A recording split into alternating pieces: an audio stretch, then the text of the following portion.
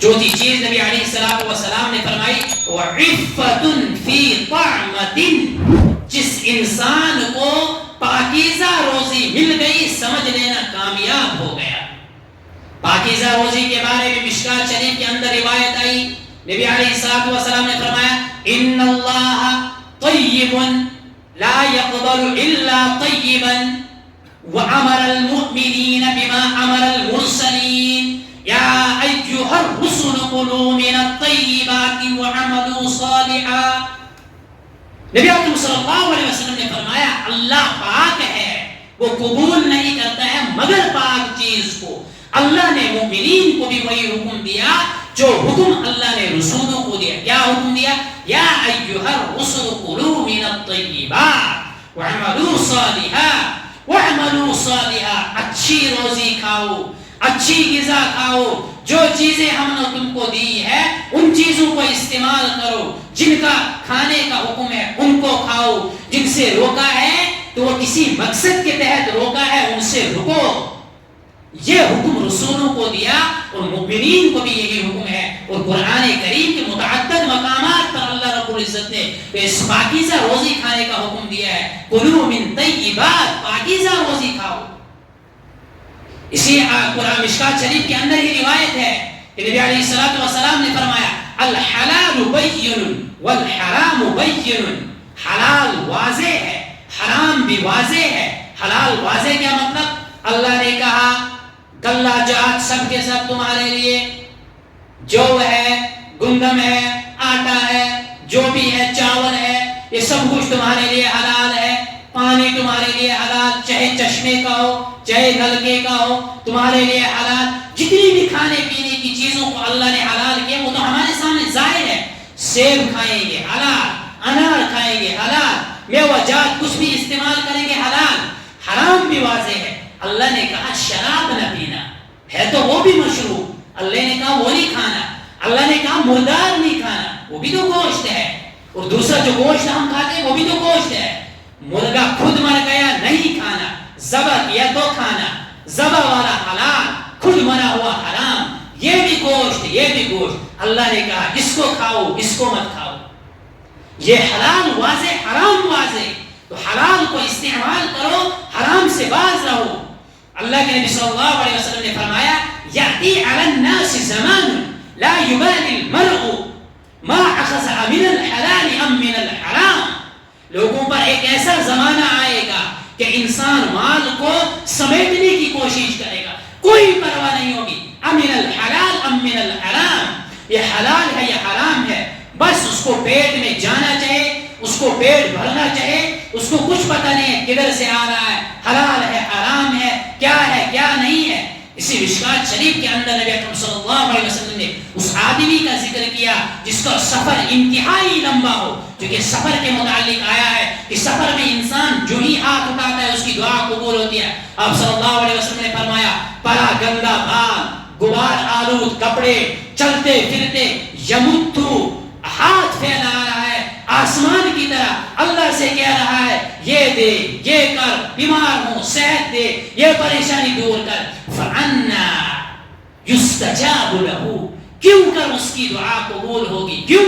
ملبسہ حرام، مأکلہ حرام، مشربہ حرام، کھا رہا ہے حرام، پی رہا ہے حرام، جسم پر کپڑے حرام کے، ہر ایک چیز حرام کی لگی ہوئی ہے، تو کیوں کریں اس کی دعا قبول ہوگی۔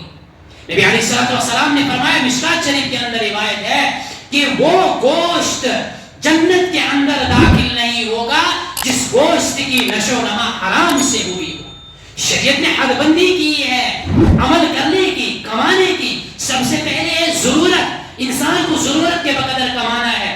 ضرورت جتنی ہے، انسان 10 روپے کی ضرورت ہے شریعت نے اجازت دی۔ دوسرے نمبر پر مباح آتا ہے کہ 10 سے ضرورت پوری ہو رہی ہے، چلو 15 کما رہا ہے، کوئی پریشانی نہیں ہے، کما لو لیکن حدود کے اندر رہو۔ تیسرے نمبر پر آتا ہے مکروہ کہ 15 سے 10 سے ضرورت پوری ہو رہی تھی، 15 ضرورت سے زائد تھا، پھر یہ چاہ رہا ہے کہ 20 آئے میرے پاس، اور مکروہ طریقے سے اس میں کچھ جب جائے گا، ضرورت تھی ضرورت پر اکتفا نہیں کی، ضرورت سے غبا میں قدم ڈالا، مباح پر بھی اس کا دل نہیں بھرا، مباح سے یہ مکروہ پر آیا، مکروہ پر بھی اس کا دل نہیں بھرا، تو مکروہ کے بعد اس کا جو قدم آئے گا وہ حرام میں آئے گا، حرام میں جب جائے گا اس پر بھی اس کا دل نہیں بھرے گا، حرام سے پھر یہ کفریات میں آئے گا۔ اس سے شریعت نے پہلے ہی پابندی لگائی کہ جتنی ضرورت ہے، دنیا تو ضرورت کی جگہ ہے، ضرورت پوری ہو رہی ہے بس اکتفا کر لو، آگے زیادہ کمانے کی، زیادہ کھانے کی چاہت میں مت رہو، ضرورت پوری ہو رہی ہے بس ادھر ہی رک جاؤ، یہی تمہارے لیے فائدے کی چیز ہے، اس سے آگے بڑھ جاؤ گے تمہارے لیے خسارہ ہی خسارہ ہے۔ تو یہ ہے کہ پاک رضا جس انسان کو مل جائے گی حرام غذا کے بارے میں۔ حضرت مولانا یعقوب نانوتوی رحمۃ اللہ علیہ فرماتے ہیں کہ ایک مرتبہ مجھے ایک آدمی نے دعوت کی، مجھے علم نہیں تھا کہ اس کی آمدنی حرام ہے یا حلال، اس نے دعوت کی تو میں نے دعوت پر لبیک کہا، میں گیا، لیکن جانے کے بعد ایک دو لقمے کھائے تھے، مجھے پتا چلا کہ اس کی آمدنی ٹھیک نہیں ہے، تو میں وہیں چھوڑ کر اٹھ کر واپس آیا، لیکن جو دو لقمے میرے اندر گئے تھے ان دو لقموں کی نحوست 2 مہینے تک، 1 مہینے تک میں نے ان لقموں کی نحوست اپنے اندر محسوس کی کہ اس حرام کی نحوست کیا ہے۔ حضرت نانوتوی رحمۃ اللہ علیہ بیان کرتے ہیں کہ دیوبند کے اندر ایک مزدور تھا، گھاس کاٹنے والا، وہ گھاس کاٹتا تھا، اس سے کماتا تھا، اپنا گزارا بھی چلاتا تھا، اس میں کچھ تھوڑے تھوڑے پیسے بچا کر رکھتا تھا اور ان سے جو دیوبند کے اساتذہ تھے ان کی دعوت کرتے تھے۔ تو حضرت نانوتوی علیہ رحمہ فرماتے تھے کہ مجھے پورے سال اس دعوت کا انتظار رہتا تھا، اس لیے کہ جب میں وہ غذا کھاتا تھا تو مہینہ مہینہ مجھے اس غذا کی نورانیت محسوس ہوتی۔ یہ ہے حلال اور حرام۔ حرام سے انسان کے اندر ظلمت آتی ہے۔ اسی مشکات کے اندر پہلی والی حدیث کے اندر نبی اکرم صلی اللہ علیہ وسلم سے فرمایا کہ انسان کے اندر ایک ٹکڑا ہے گوشت کا، اگر وہ سدھر جاتا ہے تو پورا بدن سدھر جاتا ہے، وہ بگڑ جاتا ہے تو پورا بدن بگڑ جاتا ہے۔ تو یہ 4 چیزیں تھی، نبی علیہ الصلوۃ والسلام نے فرمایا اذا کن فیک فلا علیک ما فاتک الدنیا، اگر یہ 4 چیزیں تجھ کو مل گئی ہے تو دنیا کے فوت ہونے کی کوئی پرواہ نہ کرنا، تجھ سے دنیا کی تمام تر آرائش آسائش چلی جائے اس کی فکر نہ کرنا، سمجھ لینا تجھے سب کچھ مل چکا ہے۔